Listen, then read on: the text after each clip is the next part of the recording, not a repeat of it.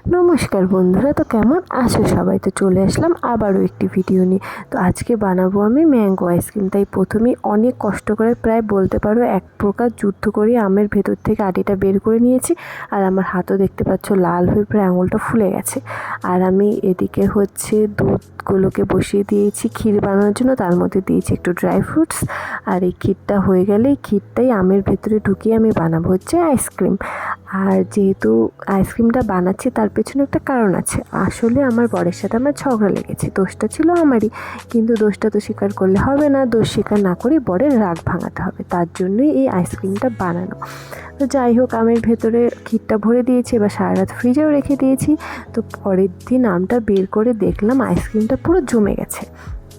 তো এবার আমি আমটা ভালো করে কেটে বরকে খাওয়াই। আর তোমরা আমার চ্যানেলটা সাবস্ক্রাইব করো, আর ভিডিওটা ভালো লাগলে একটা লাইক করে পাশে থাকো। Thank you.